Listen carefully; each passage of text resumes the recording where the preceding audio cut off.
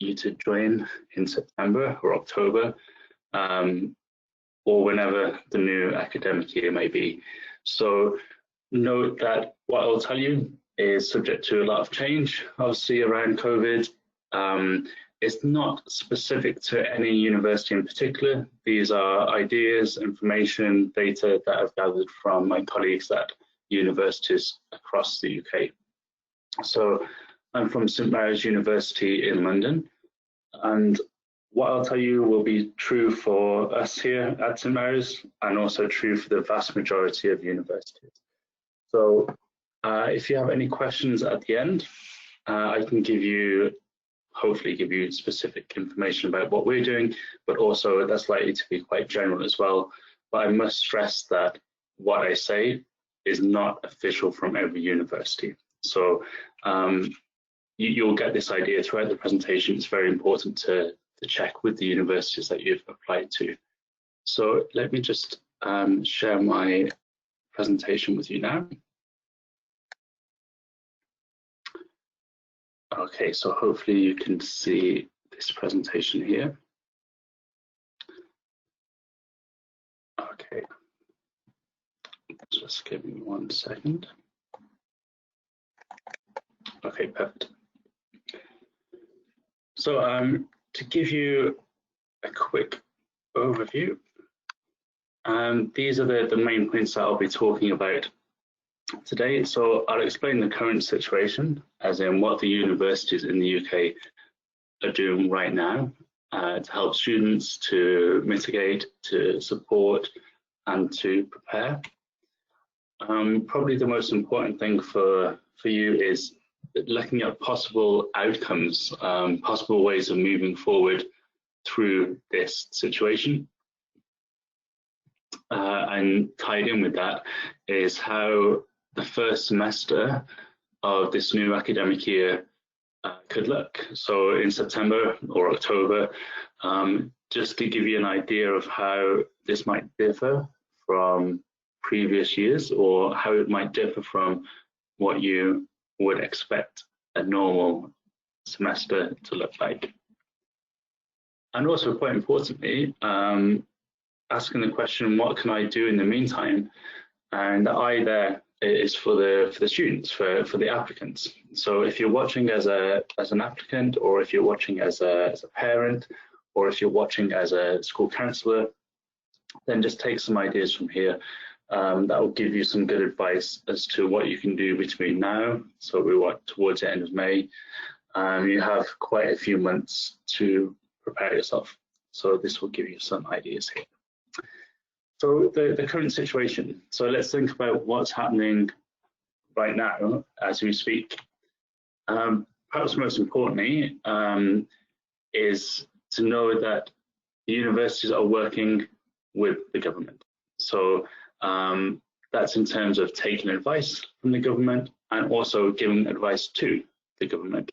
So as the situation varies day to day, and this will dictate what the universities can and can't do.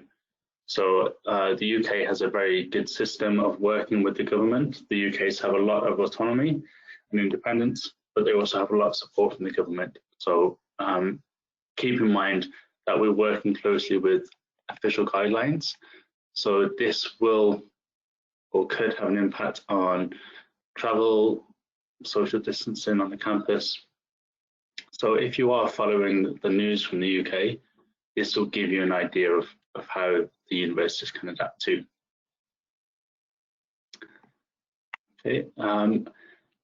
Importantly, we're trying to keep applicants as updated as we can do. So hopefully you've all heard from the universities that you've applied to in terms of what's happening with the application, what's happening with start dates. If you haven't, or if you've got some big questions, it's probably because they're working on the best response. It might be that right now that they don't know absolutely every eventuality, absolutely every detail. So if there is some gaps in what you've heard from the universities, it's probably that they're waiting to give you the best response. But I'll come back on how you can what you can do about the situation. We'll come back to that later.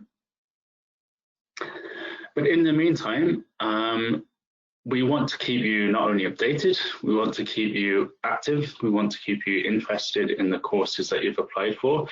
So you'll see that many universities, probably all universities, have some kind of webinar program. So I know here at St Mary's we have quite a comprehensive timetable of webinars for our subjects, for our degree courses and for our masters, and these will give you a picture of what it's like to study there. They'll allow you to connect with professors, so it's a good way to kind of keep keen on your subject that you've applied for. So check out the websites of the university you've applied to, and there will almost always be some kind of interactive element. There might be also, one step further, there might be even actual classes. So the webinars are kind of tasters, but there might actually be some classes. So this could be English classes, if English isn't your first language, and depending on where you're applying from and what schools you're applying from, there might be some extra English classes that you can take advantage of. Or it could be subject specific. So that will be a lot to kind of keep you engaged. But also, if you're worried about any kind of gap that you might have had from your school finishing early, this could be a good way to top up that knowledge. And just to let you know about the students who are currently at the universities, so obviously in the UK, face-to-face teaching stopped a couple of months ago now, so it stopped at around March time, mid-March, and it's all moved online. So they use things like this platform, like GoToMeeting or Zoom or Microsoft Teams or Skype, to make sure the students stay connected. And that will be in terms of lectures being presented either through PowerPoint or through videos, and also one-to-one tutorials are continuing with the professors all the time. So the good thing is students, they're not saying that there's been a decrease in quality or that there's been a decrease in how much they're connected with the professors. Probably quite the opposite. Many actually feel maybe more connected. They know that they can use chat functions. They know that they can send emails directly after the presentations, or maybe even WhatsApp for some professors. So students are saying that they actually feel more connected. And also, yeah, don't think that the current students have seen a dip in quality, because the content has been the same. The delivery, of course, has been different, but the content has very much been the same and just online. So that's something to bear in mind if going forward there are more online situations, that the quality, we ensure as much as we can that the quality doesn't dip. So let's think about how September or October could look. So these are some ideas that universities and the government are looking at to help welcome the students. So let's think about the scenarios in terms of how likely they are. So if we imagine a completely normal September or October start, everybody on campus, as it would have been last year or in previous years, this is extremely, extremely unlikely. It's extremely unlikely that it would be a totally normal September or October start. So then what are our other options? So a very unlikely scenario, but it is a small possibility, is that things might be delayed until January. So some universities are looking at welcoming first year students in September, but second and third year students in January. Or the universities, we do have in the back of our minds that if the situation doesn't improve, that maybe almost everything will be pushed back until January. But this is looking less likely as situations improve in Europe. We have enough time. We have 3-4 months longer to get things into place for September. So a more likely scenario is that we might slightly delay your start. So just by a week or two, just to give more time for you to prepare, for the situation to ease. So maybe your university might have started mid-September. They might now be looking at starting at the end of September. And it might be that the first week, the kind of induction week or freshers week as we call it, these induction weeks might be completely online. So that also gives you an extra week to arrive, to prepare. This idea of blended learning. So this is a term that you've probably seen a lot over the last couple of months, that you'll see more of over the next few months, that you might even have experienced at your school already. Blending is a mix of traditional face-to-face lecture theatre type teaching, and also online and distance learning. So it's likely that there'll be a mix of this, that maybe before you would have had many classes, many lectures in a big lecture theatre. Maybe the universities will choose to move more of these online, and that you have smaller classes that are more face-to-face, one-to-one tutorials. We keep that in person, but maybe there are more things that go online than would have before.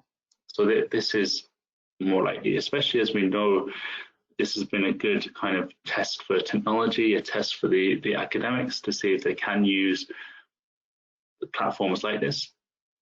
And we know what works, we know what doesn't work now. So we can use what we've learned from this experience to our advantage.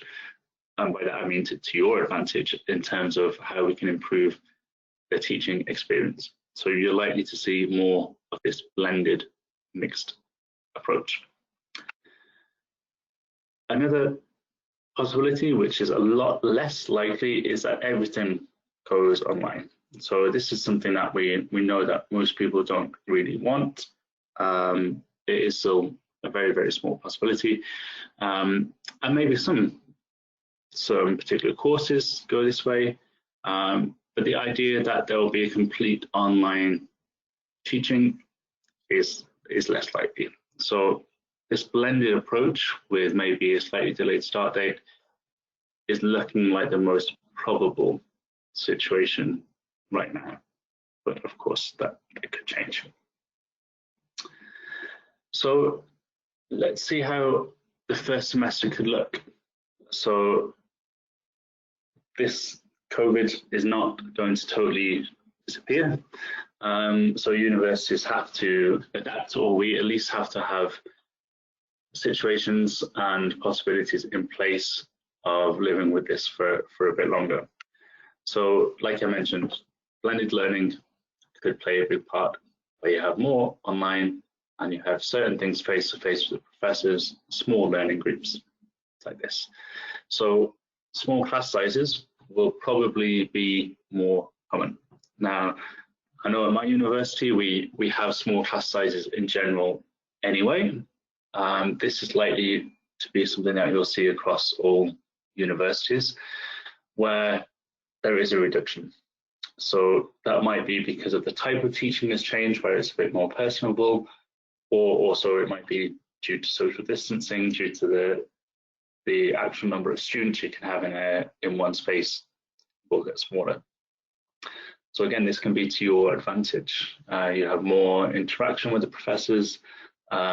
It's a more personal approach. So this will probably be a good thing for your learning.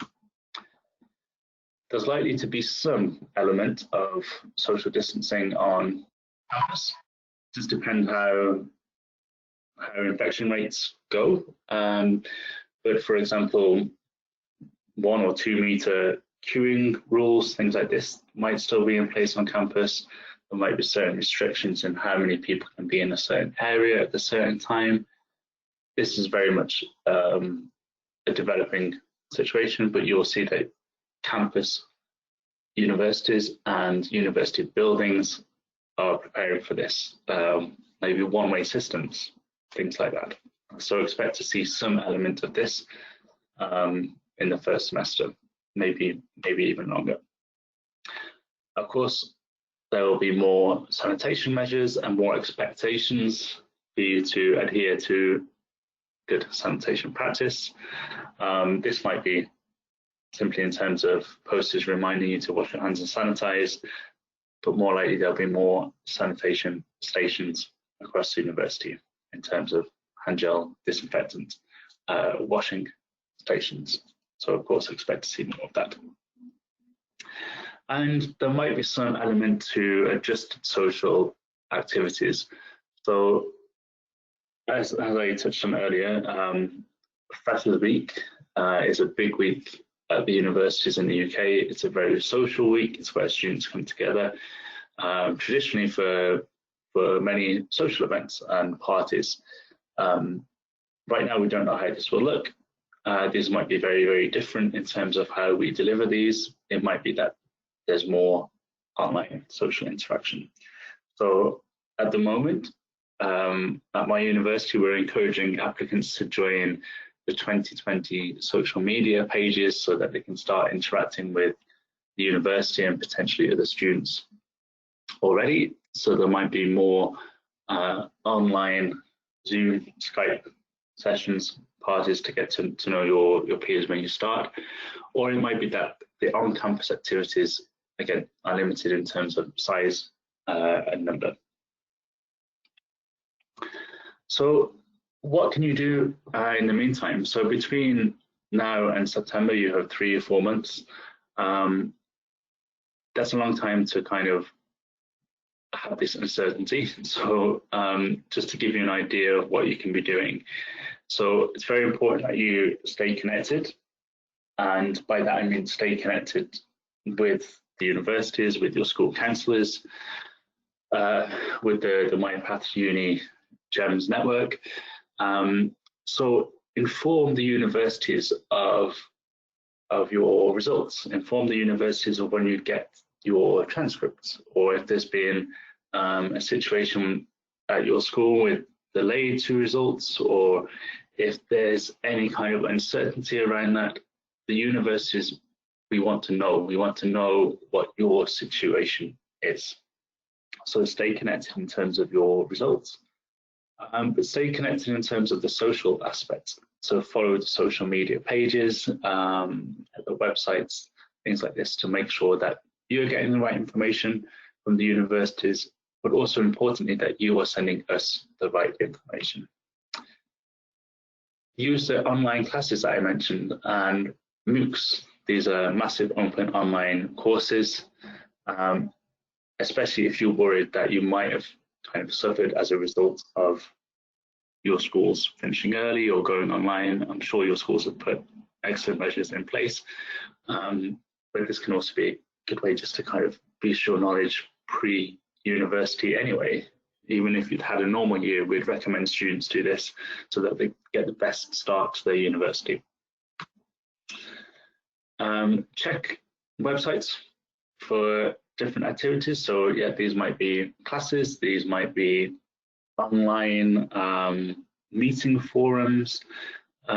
Each university will be having their own approach to this.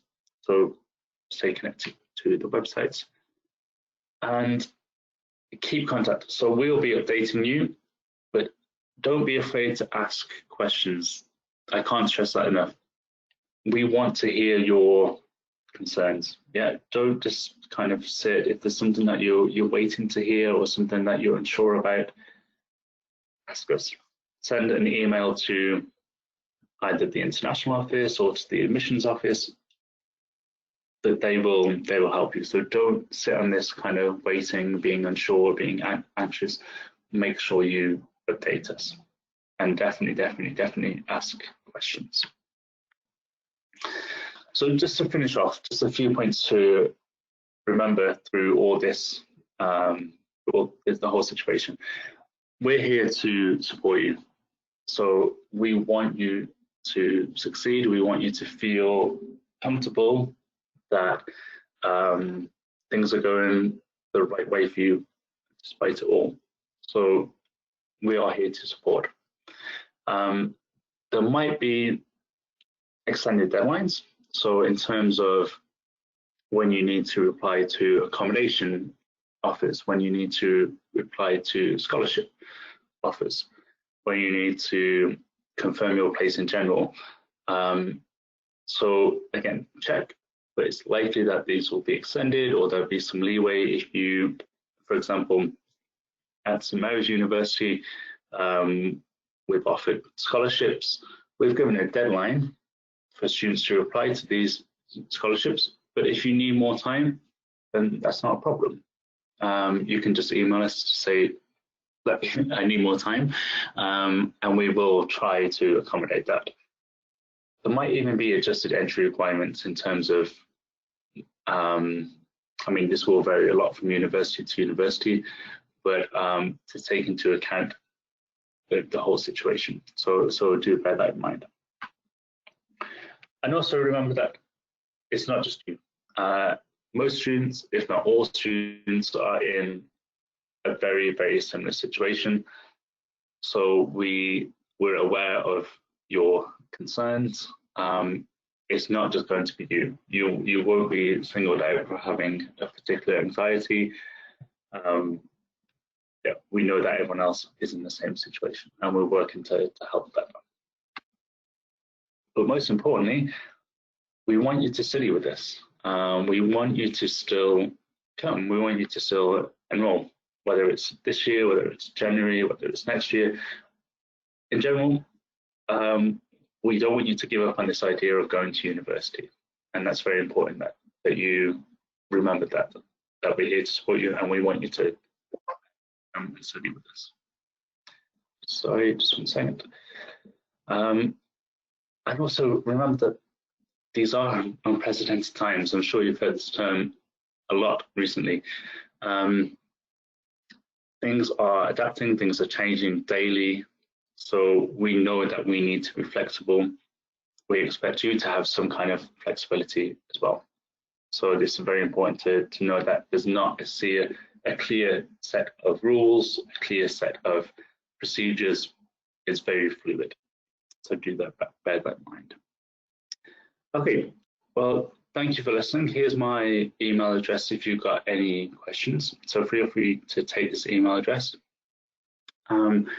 Yeah, anything I've said here is a general response that most universities are looking into, but definitely contact the specific universities that you've applied to. Okay, and I look forward to hearing from you. Hopefully we look forward to welcoming you to the UK, hopefully in September, October. And yeah, thank you for taking the time this afternoon to join this. Hope it's been useful, and stay safe. Thank you.